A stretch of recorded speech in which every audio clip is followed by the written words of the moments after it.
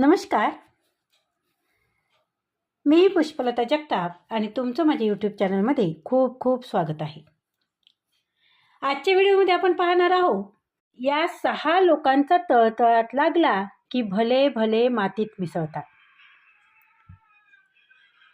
आता आपण बघूया की हे 6 लोक कोणती.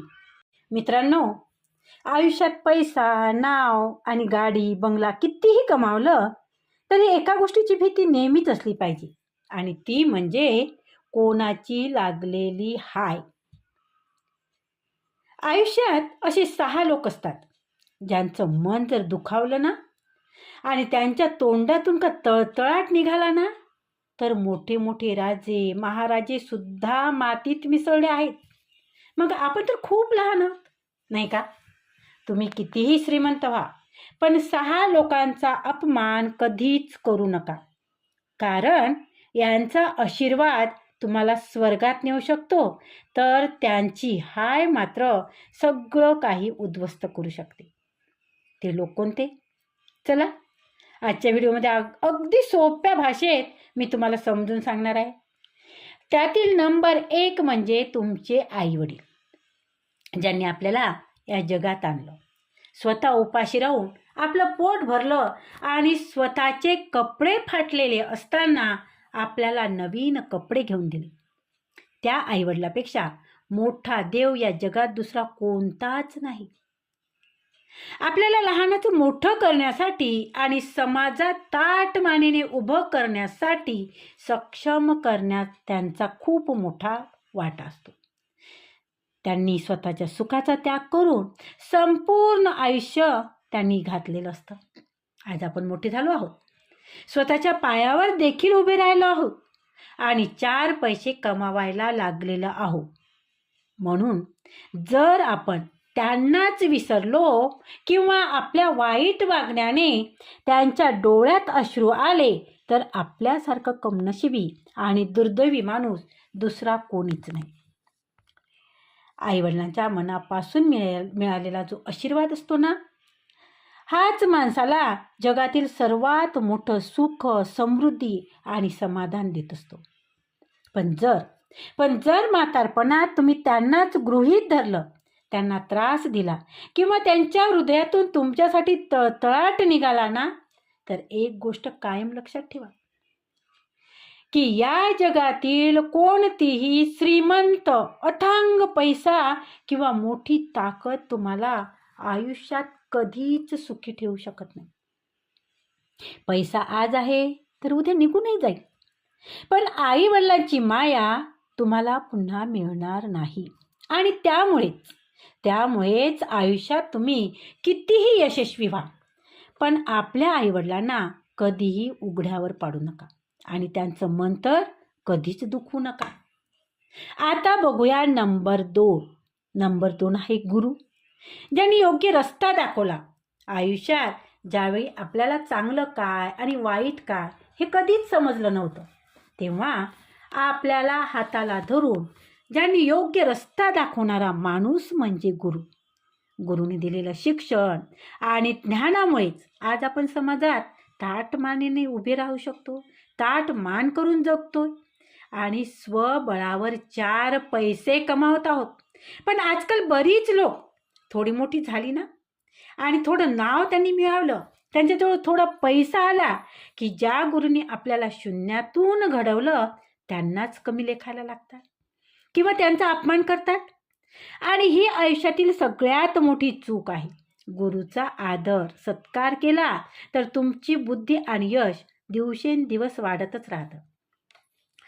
पण जर गुरुचा अपमान करून त्यांचा तळतळाट जर घेतला ना तर तुम्ही मिळवलेलं सगळं ज्ञान, नाव आणि श्रीमंती एका क्षणात धुळीला मिळते. आणि म्हणूनच आयुष्यात कितीही मोठे व्हा, कितीही श्रीमंत व्हा, पण ज्याने आपल्याला योग्य मार्ग दाखवला त्या गुरुचे उपकार आणि उपदेश कधीच विसरू नका. आता बघूया नंबर 3. नंबर 3 गरीब आणि असहाय्य, कमजोर लोक, ज्या माणसांजवळ स्वतःचं रक्षण करायला पैसे, ताकद किंवा कोणाचा मोठा पाठिंबा नसतो, त्यांचा खरा पाठीराखा कोण असतो माहिती आहे तुम्हाला? त्यांचा खरा पाठीराखा असतो तो देव. कित्येकदा लोक आपल्या पैशाच्या आणि ताकदीच्या जोरावर एखाद्या गरीब आणि हतबल माणसावर अन्याय करतात किंवा त्याला दाबण्याचा प्रयत्न करतात, आणि तो निष्पाप आणि कमजोर माणूस तुमच्याशी भांडू शकत नाही किंवा तुम्हाला उलट उत्तर सुद्धा देऊ शकत नाही. पण जेव्हा तो गप्प राहून डोळ्यात अश्रू आणतो आणि त्यातून तळतळाट जेव्हा निघतो ना, तो थेट ईश्वराच्या दरबारात पोचतो. मित्रांनो, गरीब आणि असहाय्य माणसाचा तळतळाट असा असतो की जो मोठे मोठे साम्राज्य आणि श्रीमंती क्षणात मातीत मिसळते. कुणाच्या मजबुरीचा किंवा कुणाच्या लाचारीचा कधीच फायदा घेऊ नका. देवाने तुम्हाला ताकद आणि पैसा दिला असेल तर कोणाचा तरी भक्कम आधार बना, पण एखाद्या गरीब कमजोर माणसाला त्रास देऊन त्याची बद्दुआ कधीही आपल्या पाठीशी बांधू नका. आता बघूया नंबर 4. नंबर 4 आहे घरची स्त्री. आई, बहीण, पत्नी, मुलगी. स्त्री ही कोणत्याही घराचा मुख्य आधार, खरी लक्ष्मी आणि अन्नपूर्णा मानली जाते. ज्या घरात स्त्रीचा मनापासून आदर होतो ना, तिच्या विचारांना आणि तिच्या मताला सन्मान दिला जातो ना, तिथे सुख, शांती आणि समृद्धी नेहमी वास करते. स्त्री ही केवळ एक कुटुंब चालवणारी व्यक्ती नसते मित्रांनो, तर ती संपूर्ण घराला एकत्र बांधून ठेवणारा मुख्य धागा असतो. पण आजच्या समाजात बऱ्याच ठिकाणी असं दिसतं की घरातल्या स्त्रीला दुय्यम वागणूक दिली जाते. तिचा सतत अपमान केला जातो, तिला मानसिक आणि शारीरिक त्रास दिला जातो. पण लक्षात ठेवा, जेव्हा एखाद्या स्त्रीच्या डोळ्यातून दुःखाचे अश्रू वाहतात, ते घर कितीही श्रीमंत असो, कितीही आलिशान असो, तेव्हा ते हळूहळू उद्ध्वस्त व्हायला वेळ लागत नाही. आई, बहीण, पत्नी किंवा मुलगी यापैकी कोणाचंही मन जरी तुमच्या वागण्याने, तुमच्या बोलण्याने किंवा तुमच्या अन्यायाने दुखावलं गेलं आणि तिच्या मनातून तळतळाट जर निघाला, तर तुमच्या घरातली बरकत आणि समाधान कायमच निघून जातं. स्त्रीच्या मनातून निघालेली दुःखाची हाक आणि तिच्या डोळ्यातील अश्रू हे संपूर्ण कुटुंबाची राख रांगोळी करण्याची ताकद ठेवतात. पैसा, गाडी, संपत्ती आज आहे तर उद्या निघून जाईल, पण घरातल्या स्त्रीच्या चेहऱ्यावरचं हसू आणि तिचं समाधान हीच खरी आणि कायमस्वरूपी श्रीमंती असते. आणि म्हणूनच आयुष्यात कितीही मोठी व्हा, स्वतःच्या घरातल्या प्रत्येक स्त्रीला योग्य मान सन्मान द्या. तिच्या सुखादुःखात खंबीरपणे पाठीशी उभे राहा. घरातली स्त्री जर मनाने आनंदी आणि सुरक्षित असेल तर तुमचं आयुष्य, तुमचं घर नेहमी हसत खेळत संपन्न आणि समृद्ध राहील. आता बघूया नंबर 5. ज्याने तुमच्यावर आंधळा विश्वास ठेवला. आजचे स्वार्थी आणि धावपळीच्या जगात कोणावरही सहजासहजी विश्वास ठेवणारे लोक खूप दुर्मिळ असतात. अशा काळात जर एखाद्या माणसाने तुमच्यावर स्वतःपेक्षा जास्त आणि डोळे झाकून आंधळा विश्वास ठेवला असेल तर प्राणाची बाजी लावून तो विश्वास जपा. विश्वासघात हा असा एक भयंकर अपराध आणि पाप आहे की ज्याची भरपाई जगातील कोणताही पैसा, संपत्ती आणि मोठेपणा करू शकत नाही. बरेचदा लोक समोरच्या माणसाचा भाबडेपणा किंवा विश्वासूपणा पाहून त्याचा गैरफायदा घेतात, त्याला फसवतात आणि स्वतःला खूप हुशार, खूप चालाक समजतात. पण हा त्यांचा सर्वात मोठा गैरसमज असतो. ज्या माणसाचा विश्वास तुटला आहे, त्याच्या मनात झालेली वेदना, त्याच्या मनातून निघालेला सुस्कार आणि शाप तुम्हाला आयुष्यात कधीही सुखाने जगू देणार नाही. फसवणुकीतून किंवा विश्वासघात करून मिळालेला पैसा असो किंवा यश असो, हे तात्पुरते सुख देऊ शकतं, पण आयुष्यात तेच कृत्य तुमच्यासाठी सर्वात मोठं दुःख आणि पश्चाताप घेऊन येतं. कोणालाही वापर करून फेकून देऊ नका किंवा कोणाच्याही निखळ विश्वासाला तडा जाऊ देऊ नका.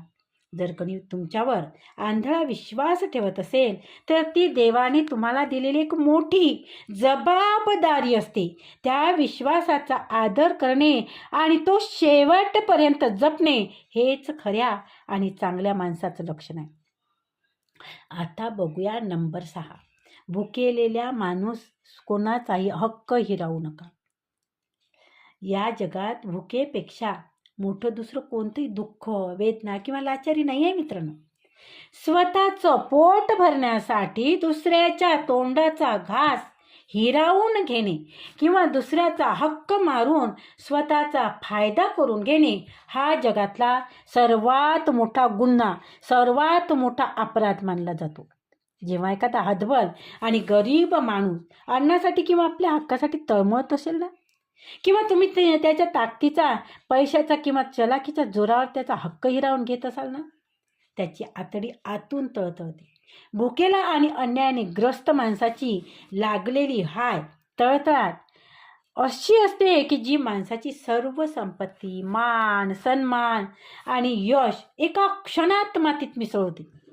अशा माणसाला भविष्यात स्वतःच्या आयुष्यात एका अन्नाच्या कणासाठी किंवा सुखाच्या क्षणासाठी मोहताज व्हावं लागतं.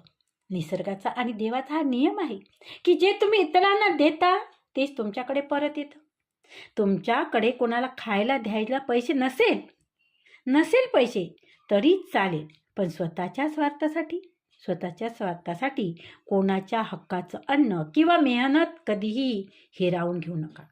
शक्य असेल तर भुकेलेला मदत करा, गरजू माणसाला अन्नाचा घास द्या, कारण एखाद्या भुकेलेल्या माणसाच्या पोटी दिलेला अन्नाचा घास आणि त्याच्या चेहऱ्यावरती उमललेले तृप्तीचे समाधान हेच तुम्हाला आयुष्यात सर्वात मोठं आशीर्वाद, शांती आणि पुण्य देऊन जातं. मित्रांनो, जर आजचा हा व्हिडिओ तुम्हाला आवडला असेल आणि यातून काहीतरी शिकायला मिळालं असेल तर व्हिडिओला लाईक नक्की करा. तुम्हाला या 6 लोकांपैकी कोणाची गोष्ट सर्वात जास्त पटली ती कमेंट करून नक्की सांगा. आणि असेच प्रेरणादायी आणि माहितीपूर्ण व्हिडिओ पाहण्यासाठी आपल्या चॅनलला सबस्क्राईब करायला विसरू नका आणि त्याचबरोबर बेल आयकॉन दाबायला विसरू नका मित्रांनो. तर नवीन व्हिडिओचं नोटिफिकेशन तुम्हाला सर्वात आधी मिळेल. चला तर मग पुन्हा भेटूया अशाच एका नवीन आणि खास व्हिडिओमध्ये. तोपर्यंत स्वतःची आणि आपल्या माणसाची काळजी घ्या आणि चॅनलला सबस्क्राईब जरूर करा. धन्यवाद, खूप खूप धन्यवाद.